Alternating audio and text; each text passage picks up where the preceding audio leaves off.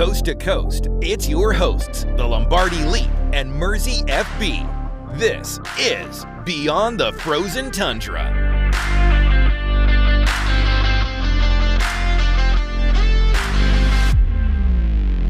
Hello, everybody. Welcome to the show. I'm your host, the Lombardi Leap, here with Mersey FB. Let's talk Packers football. Minnesota, last game of the season. What we expected kind of happened. I didn't expect anything from Clayton Tune, but this episode is not going to be about the score, not going to be about the Vikings. I'm just going to be frank, they are not in a great position. They probably don't have a starting quarterback. They are in an abysmal place for cap-wise. They have a bunch of old and aging players. Not looking good for them. This game was specifically about who the Packers have behind the starters because it seems like we are losing a player a day at this point. And we most recently potentially lost, it seems like, Bo Melton. We don't know yet. We'll have more of an update when we release the episode because we're going back to the Bears for round 3. This, and I think you can agree with this here, this was definitely more of like a preseason 4 game, a live kind of roster audit. Think of this as your 4th preseason game, basically. It's guys who you have brought in onto the practice squad throughout the season, and you're elevating them one last time. You're like, show us what you got, and we'll put you on a futures contract for next year to get you on the training camp roster. That's also probably why they brought in Ritter, is because they want him in training camp next year. They just didn't get him in time to elevate him for this week. I will say, from what coming into the game, what I was expecting, this game kind of surpassed expectations for me in terms of how depth players played. We'll get into this a bit later too, but I think certainly on defense that some of the depth played better than the starters have in the past. We all know who you're talking about. Rashawn Gary. Oh, hold on. I'll let you take it away with the quarterback thing, and then when we get to defense, I'll kind of just take over there and give everybody a rundown. Yeah, I mean, I definitely agree with you. I think that when it comes to which side of the ball you were really looking at, you're looking at the side of the ball that's generally more depleted, and in this instance, it's the defense. But I did not have any expectations for Clayton Tune, and somehow he was way worse than I expected, and I didn't even think that was possible. I mean, 6 of 11 for passing, 34 yards, no touchdowns, no explosive plays. Offense didn't have any passing rhythm at all with him. He was sacked a couple times, but a lot of those sacks were either because of the running back, the tight end, or just Clayton Tune not having just not having any awareness at all whatsoever. The ball came out late. He didn't want to take any chances at all whatsoever even. I understand it's a Brian Flores defense. Brian Flores was still sending everything in the kitchen sink at times. That wasn't my issue. My issue with Clayton Tune was his ability to process and his ability to move was not something that you want in an NFL quarterback, much less a practice squad quarterback. And as you're going into next season, Malik Willis is going to make money. That's the reality of it. Malik Willis is going to make money. He's going to start somewhere or be put in a position to compete as a starter somewhere. Almost forcing us to pay him money. Pay him a lot of money to keep him around. Yeah, no kidding. We've seen what life is like on the other side. We don't want that. That won't happen, though, unfortunately, because we got other players we want to pay here.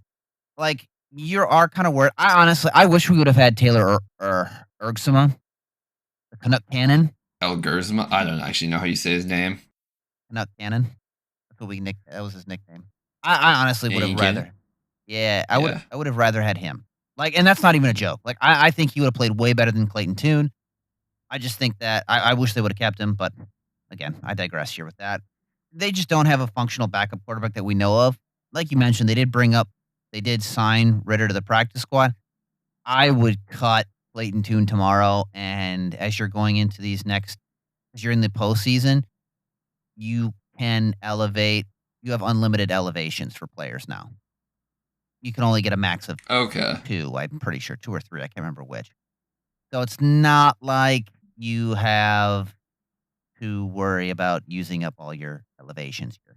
But, yeah, I definitely Yeah, think okay. Ritter should be your emergency quarterback, no question there. But at that point too, pretty much over if that does have to happen. I do think, like, that was kind of the biggest thing. If Malik Willis plays this game, you and I both agree here, Packers win if Malik Willis plays this game. If we have like a competent quarterback, we win that game because we just couldn't get a first down. No.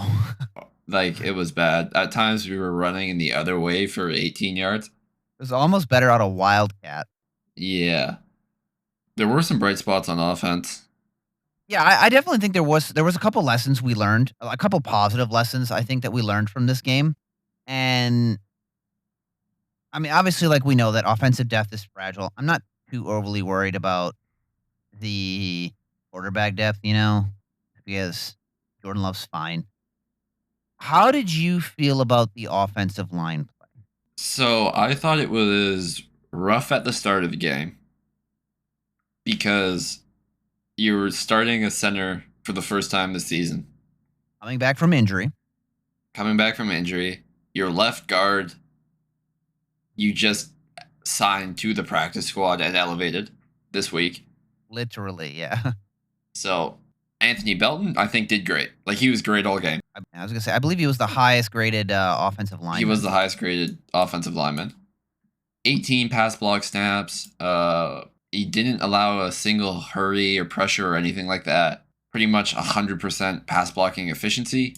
Jordan Morgan, this is like the second time we've said it. Aside from one glaringly bad rep, which isn't really hit on him. Yeah, it was not on him.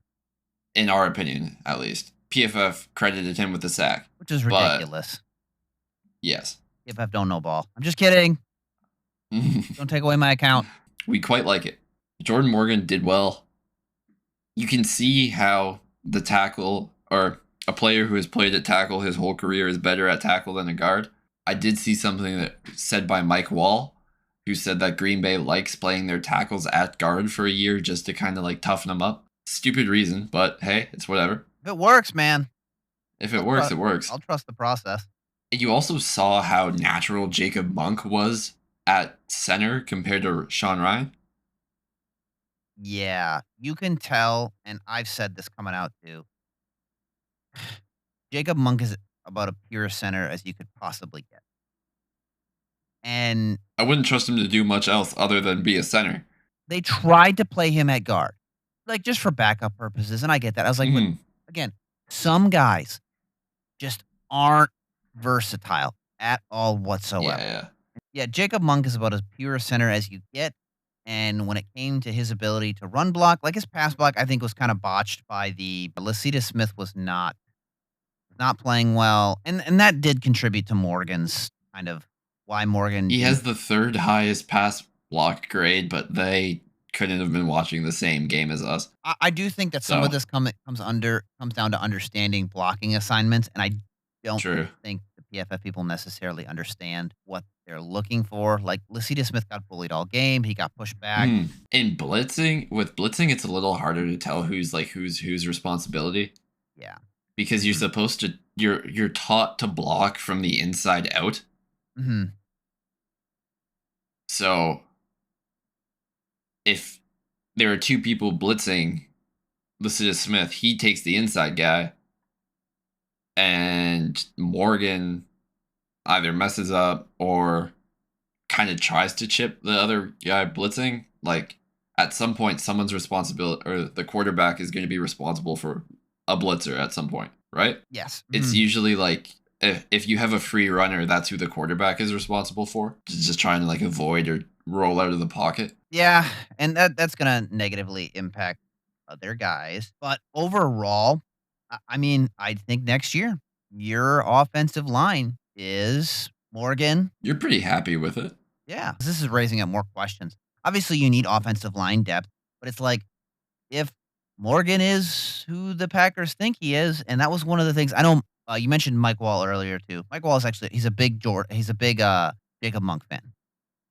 Oh, okay, yeah. That would make sense. Yeah, he's a big Both of Jacob them Monk being fan. centers, right? Was Wall a center? Wall was a guard. Wall was a guard. Wall was a guard. Yeah. He Mhm. was a little before my time. Pardon me for being young. Yeah, he was a guard for 11 seasons, played for obviously the Packers, played for Carolina for a couple years, ended with Seattle. Okay. One Pro Bowl though, one Pro Bowl with the Panthers, but he was really solid for us. And one of the things he said about Jacob Monk was that he's going to be a guy who needs about 3 seasons to develop. Like it's there, but you can't expect him to come out and start right away. Mm. So, if you're entering in, he was drafted in 2024, you're going into next year, this is the make or break season for Jacob Monk. He had a rough preseason this year, but I think that was more, again, of them doing this thing where they cross train people, and it's like, just stop. Stop doing that with certain guys. I don't care if you think it's going to toughen them up. But, anyways, Mike Wall, big Jacob Monk fan. I was too. I liked him coming out. I think he's a highly intelligent player, especially coming out of Duke. You have to be a smart player. So that really kind of does raise the question. If you think Jacob Monk is your center next year because he looked better at snapping the ball and more natural than Sean Ryan, and we've thought Sean Ryan has played better than Elton Jenkins, like, do you really need to draft a center? It depends on how much confidence you have in Jacob Monk taking that next step as a pass blocker. Yeah. But like insurance never hurt anyone unless you re-sign Sean Ryan to a deal and he's your backup guard center, like if he's your backup interior. But that's kind of what you have Donovan Jennings for. And he's an ERFA, so he's going to be way cheaper than Mm. Sean Ryan. Yeah, I mean, there's definitely a lot of questions there offensively. I mean, everything went about, though, like you said, about as well as you could expect. I do think the real kind of takeaways that you're looking at here, and I'm sure you'd love to talk about this, especially, is the defense. What took place there? These are the kind of, even though we put up 16 points, or even though we let up 16 points, I think Halfley called a great defensive game, and these are the games I kind of like where the defense does very well. Like, I'm one of the people who, if I'm watching a football game and it's like 3-3, I'm still intrigued. Like, I'm still locked in on it. Yeah, but going over the defense, do you want to talk about Trayvon Diggs, and then I'll do more of like the D-line stuff? Yeah. Yeah, I mean, Trayvon Diggs, I don't know. I don't want to get my hopes up, but I mean, 30+ snaps, he looked comfortable. I thought maybe at times he looked a little slow, but he was kind of getting some rust off. That's just my opinion. But overall, I mean, just one catch. He forced a third down incompletion for Justin Jefferson, and he did what Carrington Valentine couldn't do, and that's tackle at the line of scrimmage.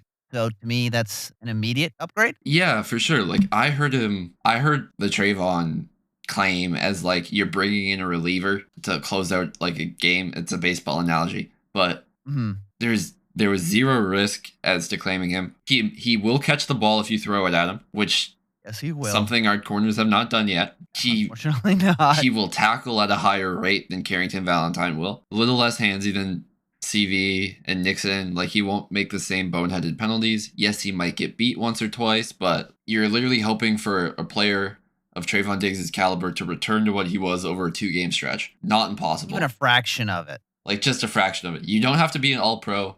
Just have to be playable for 3 games. That's all I did. I thought yesterday was an excellent start at it. He looks more comfortable in Halfley's system. I don't know whether that's just like a mental thing, because cornerback is one of the positions where it is very important that you're confident that you've got the right mentality. And I would say comfortability. Comfortability too. So like Halfley is a DB guru. That's what he was known for. And we criticize the corners all the time. But the one thing I will credit Halfley for is just what he's gotten out of this corner room, and to have a guy like Diggs who's had a couple down seasons, but as we kind of talked about last episode, I think that a lot of it was related to some of us being injured, but I do think a big proponent of it was the coaching there. Yeah. Eberflus is pretty much out in Dallas. Zimmer was out. You're having 2 different schemes, 2 different years now, and he's coming to this one. I like how Diggs played, and it wasn't in garbage time either. And like I think another thing with Trayvon Diggs too was like there were times where they were kind of avoiding him, which I thought was interesting. Yeah, he's kind of. It's nice to have as a corner who, like, if he's on that side of the field, they will just not throw it that way. They brought him out like midway through the second quarter, so he will he will start versus the Bears. Yeah, so I feel like you kind of have to. just kind of given Carrington Valentine's tackling issues. And if you are on like an obvious passing down, I mean, I'm not gonna bet if they sub in Nixon or if they sub in CV for Nixon Hmm. there on obvious passing downs, especially. But we'll just kind of see how that goes this week. Another Yeah. guy you kind of like though in the corner room that like I know he didn't pop too much on the stat sheet, but I do think there's something there in Shamar Bartholomew. Yeah. I also think that his best play didn't come on defense. He made a great special teams tackle later in the game. I believe it was in the third quarter, kind of filling in for Melton as the gunner after Melton went down. So that was a positive sign. I do think that they do have something there. No, I think they have something there for I two. He looked better than Simpson at outside corner. That's for sure.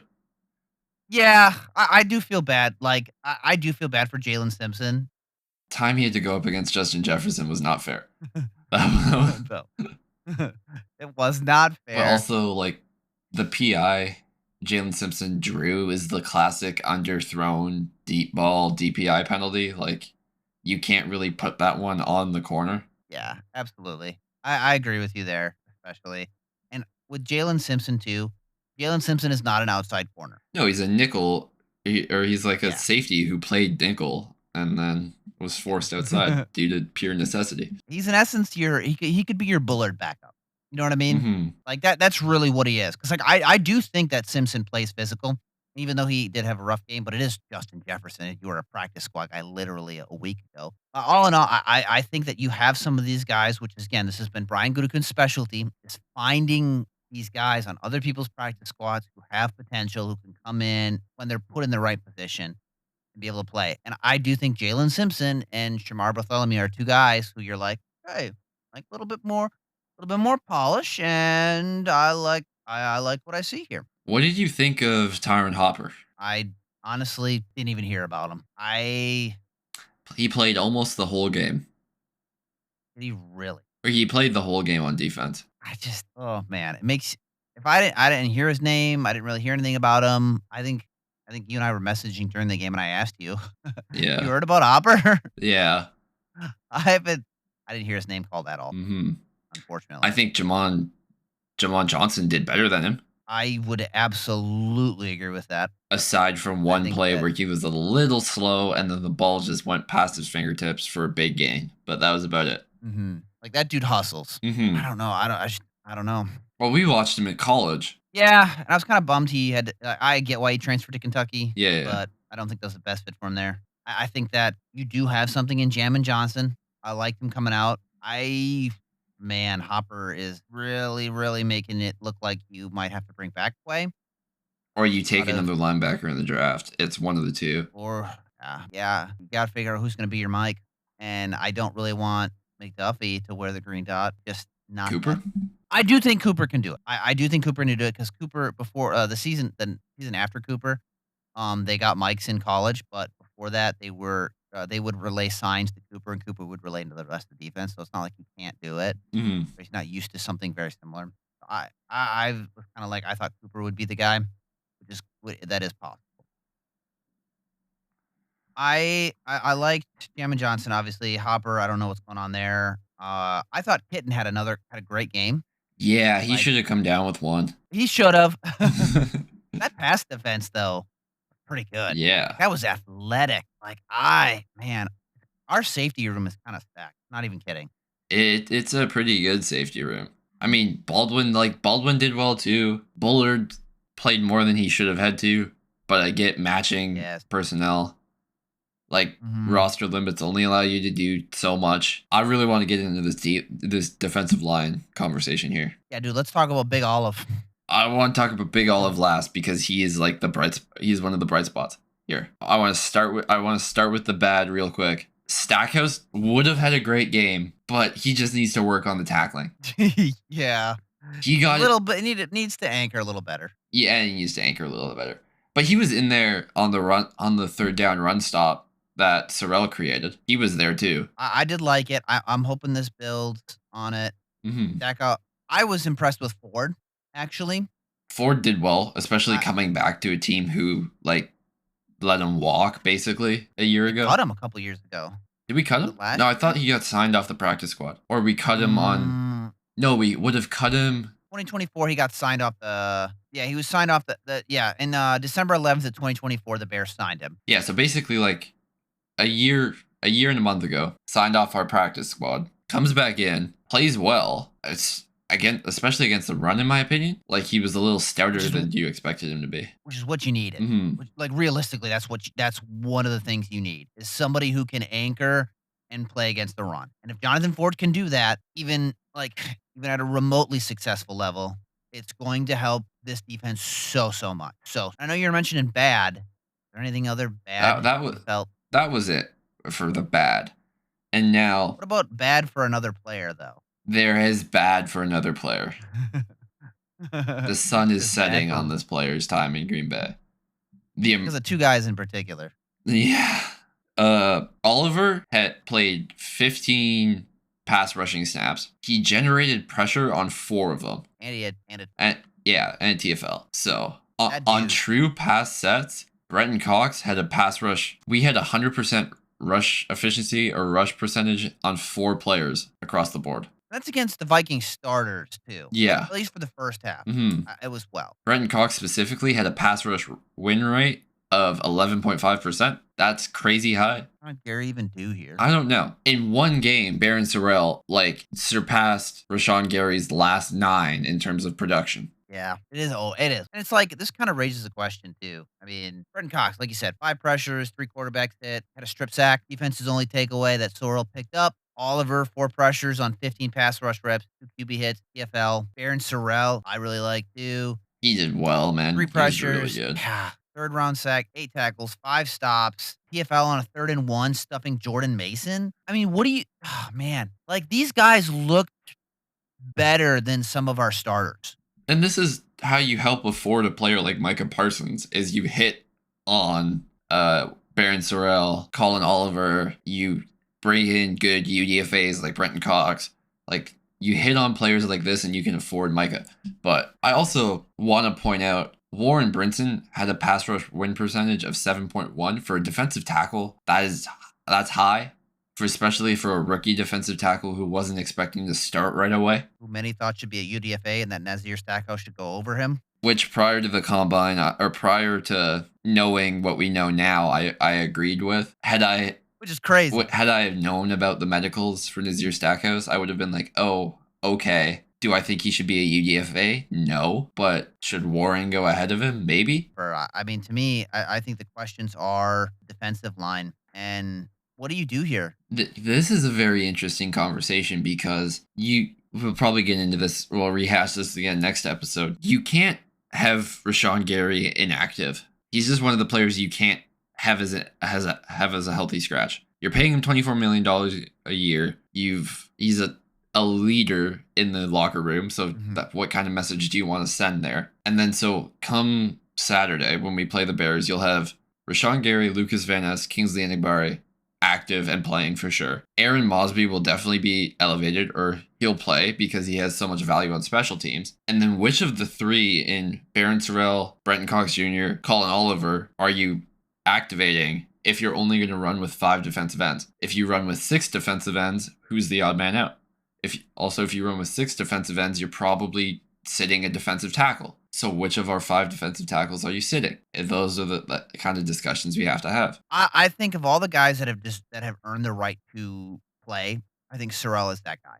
Yes. I legitimately did. I would agree. And I liked what I've seen there. Yeah, we'll have a lot to think about over these next couple days. It's going to be interesting to see how these next couple of days go. Packers for injuries, for overall health and well-being. And I think Jeff Hafley is going to be like, what do I need to do here to stop basically Caleb Williams from extending play? And that is going to be our question for next episode, you know? I mean, biggest takeaway, I think you and I can both agree here. The biggest takeaway that I would say here is just like, you're not obviously like getting any stars. No. Your depth did their job. Your depth showed what they have. You're excited for a couple of guys' future. I think the defense has some momentum coming out of this game because they were in control of it for 40 minutes. Yes. Yeah. And I think that's an important thing too, is that you're going into this defense, you're like, okay, Diggs, I'm feeling a little more confident. I'm feeling a little more confident in this pass rush here moving forward, and I think that is essential as you're moving in. Like, momentum's such a fickle thing, but I'm not necessarily sold on the idea that momentum is going to be what swings games as much as people think it is. I'm more of a matchup thing. If I'm Jeff Halfley, I'm going into this next game, and I'm feeling more comfortable, not necessarily about the momentum, but about the potential matchups that I have now moving. Yeah, I would totally agree with that. I'm gonna say I'm excited to play the Bears again at Chicago. Talk about that next episode. Till next time.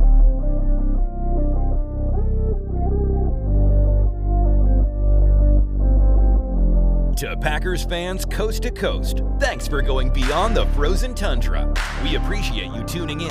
And as always, go Pack Go!